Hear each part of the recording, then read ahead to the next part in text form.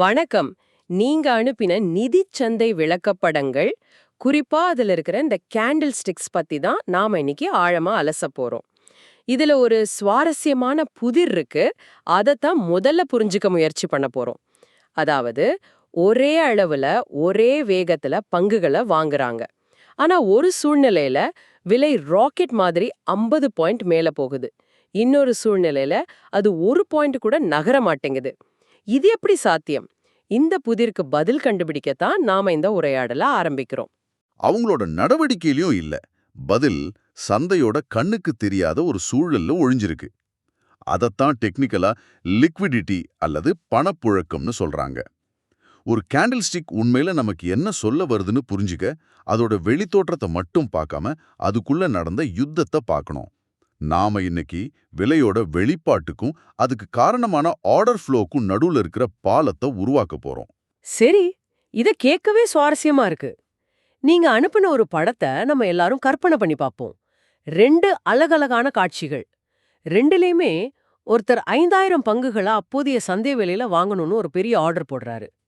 முதல் காட்சியில, அதாவது காட்சி ஏல, விலை 50 பாயிண்ட் எகிரி ஒரு பெரிய பச்சை நிற கேண்டில் உருவாகுது. ம் ஆனா இரண்டாவது காட்சியான பீல அதே 5000 ஷேர் ஆர்டருக்கு விலை வெறும் 1 பாயிண்ட் மட்டும் நகர்ந்து ஒரு குட்டியான நெரிசலான கேண்டில் உருவாகுது. ஒரே முயற்சி, ஆனா முற்றிலும் வேற வேற விளைவுகள். இதுதான் நமக்கு முன்னாடி இருக்கிற குழப்பம். இந்த குழப்பத்தை புரிஞ்சுக்க நம்ம முதல்ல ஆர்டர் புக்னா என்னன்னு பார்க்கணும். அது ஒரு டிஜிட்டல் பட்டியல் மாதிரி. ஒவ்வொரு விலையிலையும் எத்தனை பேர் பங்குகளை வாங்க காத்திருக்காங்க, எத்தனை பேர் விற்க காத்திருக்காங்கன்னு காட்டுற ஒரு லைவ் டேட்டாபேஸ்.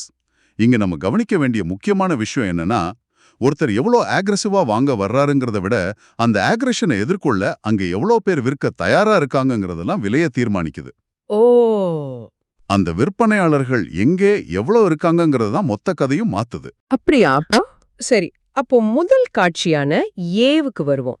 இங்க அந்த 5000 ஷேர் வாங்குற ஆக்ரோஷமான ஆர்டர் மெல்லிய பணப்புழக்கம், அதாவது தின் லிக்விடிட்டி இருக்கிற ஒரு சந்தைக்குள்ள நுழையுது. நீங்க அனுப்பின குறிப்புகள்ல பார்த்தா இதுக்கு அர்த்தம் ஒவ்வொரு விலை மட்டத்திலையும் ரொம்ப குறைவான விற்பனையாளர்கள் தான் இருக்காங்க. இத இன்னும் சுலபமா புரிஞ்சுக்க ஒரு உதாரணம் சொல்றேன். இது ஒரு சின்ன ஊர் திருவிழாவுக்கு போறீங்கன்னு வச்சுக்கோங்க. அங்கே ரொம்ப அரிதான ஒரு காமிக் புக் கிடைக்குது. ஆனா ஒவ்வொரு கடையிலயும் ஒரே ஒரு காப்பி தான். உங்களுக்கு 5 காப்பி வேணும். நீங்க முதல் கடைக்கு போறீங்க, 100 ரூபாய்க்கு ஒரு காப்பி வாங்குறீங்க. இப்ப அந்த கடையில சரக்கு காலி. நீங்க அடுத்த கடைக்கு ஓடுறீங்க. அந்த கடைக்காரருக்கு தெரியும் உங்களுக்கு அது தேவைன்னு. அதனால அவர் விலையை 102 ரூபாய்க்கு ஏத்திடுறாரு. அதையும் வாங்குறீங்க. ஆ, புரியுது. அடுத்து 3வது கடைக்கு போனா அவர் 105 ரூபாய் சொல்றாரு. இப்படி உங்களுக்கு தேவையான 5 காப்பிகளையும் வாங்க நீங்க 4-5 கடைகளுக்கு ஏறி இறங்கி ஒவ்வொரு இடத்துலயும் அதிக விலை கொடுக்க வேண்டியிருக்கு. இதுதான் தின் லிக்விடிட்டி. ஓ, அப்படிதான் இந்த விஷயம் வேலை செய்தா? அப்போ அந்த 5000 ஷேர் வாங்க வந்த ஆர்டர் இந்த காமிக் புக் வாங்குறவர் மாதிரி தனக்கு தேவையான பங்குகளை தேடி ஆர்டர் புக்ல ஒவ்வொரு விலை மட்டமா தாவி தாவே போகுது. முதல்ல 100.1ல இருக்கிற 100 ஷேரை வாங்குது. 10ல அடுத்து 100.2ல இருக்கிற 150 ஷேரை வாங்குது. இப்படியே தனக்கு 5000 ஷேர் கிடைக்கிற வரைக்கும் ஏணி மாதிரி மேலே ஏறிக்கிட்டே போகுது. இந்த பயணம் தான் விலை உயர்வா நம்ம சார்ட்ல தெரியுது. மிகச்சரியா சொல்லிங்க. அந்த ஏணி மாதிரி ஏறுறத தான் லெவல் ஸ்கிப்பிங்னு சொல்லுவாங்க. ஒவ்வொரு படியையும் தாண்டும் போதும் விலை செங்குத்தா ஏறுது. இதனால தான் ஒரு நீண்ட பெரிய பச்சை கேண்டில் ரொம்ப குறுகிய நேரத்துல உருவாகுது. இங்க வாங்குறவரோட ஆக்ரோஷத்தை விட அதை எதிர்க்க ஆள் இல்லாதது தான் பெரிய காரணம். ஒரு நிமிஷம். அப்போ ஒரு பெரிய கேண்டிலுக்கு ஃபார்முலா எழுதணும்னா அது ஒரு பங்கு ஆக்ரஷமான வாங்குபவர் பிளஸ் ஒரு பங்கு சுத்தமா ஆளே இல்லாத கடை, இப்படி சொல்லலாமா?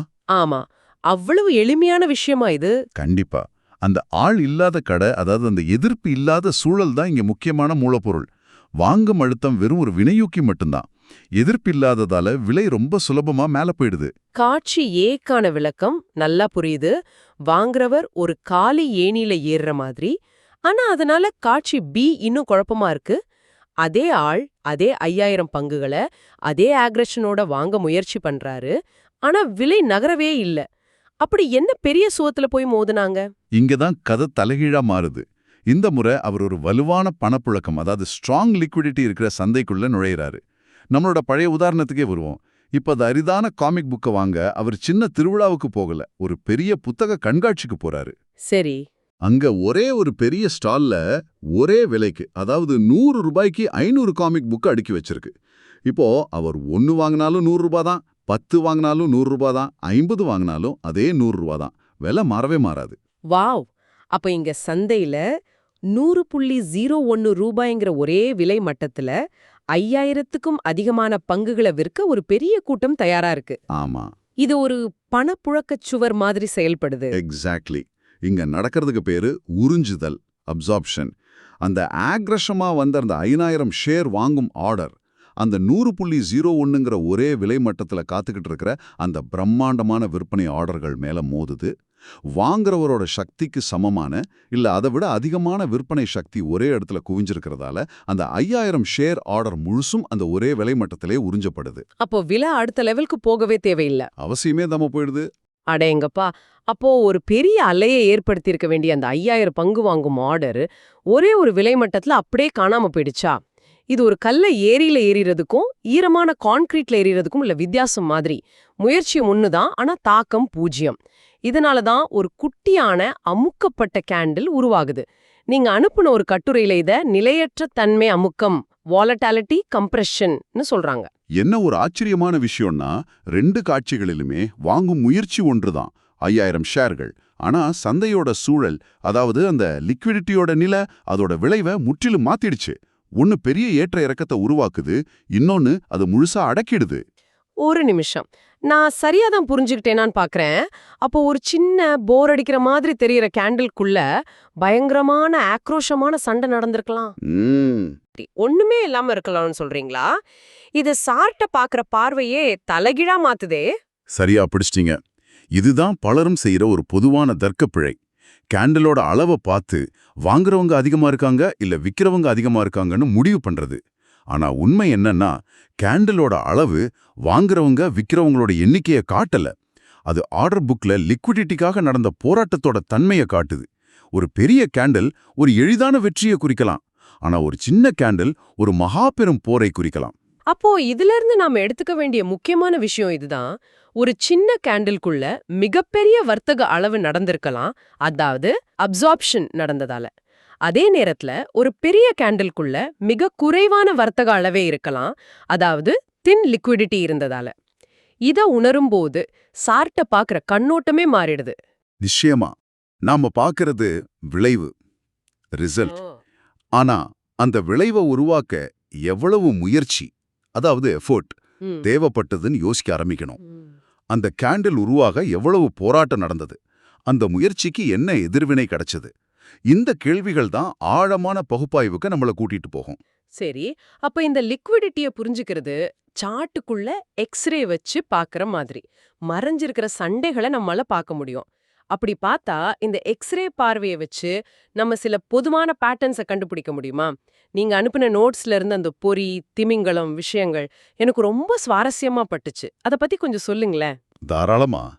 முதல்ல பொறி, அதாவது த ட்ராப் பத்தி பார்ப்போம். ஒரு பெரிய பச்சை கேண்டில் வருதுன்னு வச்சுக்கோங்க. பார்க்கறதுக்கு ஒரு பிரேக் அவுட் மாதிரி சூப்பரா இருக்கும். பல வர்த்தகர்கள் ஆஹா மார்க்கெட் மேல போகுது, இதுதான் சரியான நேரம்னு நம்பி வாங்க ஆரம்பிப்பாங்க. ஆனா அந்த விலை உயர்வுக்கு பின்னாடி உண்மையான பரவலான வாங்கும் சக்தி இருக்காது. அது மெல்லிய பணப்புழக்கத்தால, அதாவது ஆள் இல்லாத கடையில உருவான ஒரு மாயத் தோற்றம். ஆனா உண்மையிலே அதுக்குள்ள வால்யூம், அதாவது வியாபாரம் ரொம்ப கம்மியா இருக்கும். ஏன்னா அது ஒரு காலி மார்க்கெட்ல உருவானது. அதனால அது ஒரு பிரேக் அவுட் ட்ராப், ஒரு பொறி இல்லையா? ஆமா, அந்த மாயைய நம்பி உள்ள போனவங்க மாட்டிக்குவாங்க. விலை எவ்வளோ வேகமா ஏறுச்சோ அவ்வளோ வேகமா திரும்பவும் கீழே வந்துரும். கரெக்ட். அதனாலதான் ஒரு பெரிய கேண்டில பார்த்ததும் சந்தோஷப்படாம அதுக்குள்ள எவ்வளவு வால்யூம் இருக்குன்னு பார்க்கணும்னு சொல்றது. வால்யூம் இல்லாம வர்ற மூமெண்ட் பெரும்பாலும் நீடிக்காது. அடுத்து திமிங்கலம், த வேல். இதுதான் அசல் ஆட்டமே. தொடர்ச்சியா சின்ன சின்ன கேண்டில்ஸ் உருவாகுதுன்னு கற்பனை பண்ணிக்கோங்க. விலை ஒரு குறிப்பிட்ட ரேஞ்ச்குள்ளேயே சுத்தி சுத்தி வருது, எங்கேயும் போகல. ஆனா அதே நேரத்துல வால்யூம் மட்டும் ராக்கெட் மாதிரி ஏறிக்கிட்டே இருக்கு. ஓ, அப்போ இதுக்கு என்ன அர்த்தம்? விலை நகரல, ஆனா வியாபாரம் மட்டும் பயங்கரமா நடக்குது. இதுக்கு அர்த்தம் ஒரு பெரிய கை சந்தையில சத்தமே இல்லாம சரக்கு அள்ளிக்கிட்டு இருக்கு. ஒரு பெரிய நிதி நிறுவனம் இல்ல ஒரு திமிங்கலம் விலையை ஏத்தி மத்தவங்கள உஷார் பண்ண விரும்பல. அதனால வர்ற விற்பனை ஆர்டர்களை எல்லாம் அப்படியே அமைதியா உறிஞ்சிக்கிறாங்க. மிகச்சரியா சொன்னீங்க. இது ஒரு மறைமுகமான சேகரிப்பு, ஸ்டெல்த் அக்யூமுலேஷன். அந்த திமிங்கலம் தங்களோட பல லட்சம் ஷேர் ஆர்டரை சின்ன சின்னதா பிரிச்சு சந்தையில எந்த சலனத்தையும் ஏற்படுத்தாம வாங்கி முடிக்கிறாங்க. விலை ஒரே இடத்துல சுருங்கி நிக்கும்போது வால்யூம் மட்டும் அதிகரிச்சா அங்க ஏதோ பெரிய விஷயம் நடக்க போகுதுன்னு அர்த்தம்.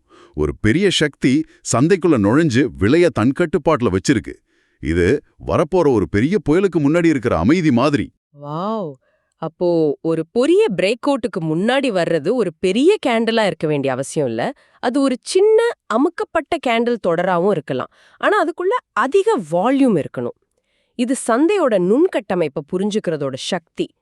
வெறும் வடிவங்களை மனப்பாடம் செய்யாம அது ஏன் எப்படி உருவாகுதுன்னு தெரிஞ்சுக்கிறது எவ்ளோ முக்கியம்னு இப்ப புரியுது.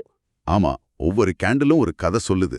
ஆனா அந்த கதையை முழுசா புரிஞ்சுக்க அதோட பின்னணியில இருக்கிற பணப்புழக்க இயக்கவியலையும் நம்ம புரிஞ்சுக்கணும். அதுதான் ஒரு மேம்பட்ட பார்வைக்கு வழிவகுக்கும். ஆ நீங்க அனுப்பின இந்த சோர்ஸ் எல்லாத்தையும் வச்சு பார்க்கும்போது நாம கத்துக்கிட்ட முக்கியமான பாடம் இதுதான்.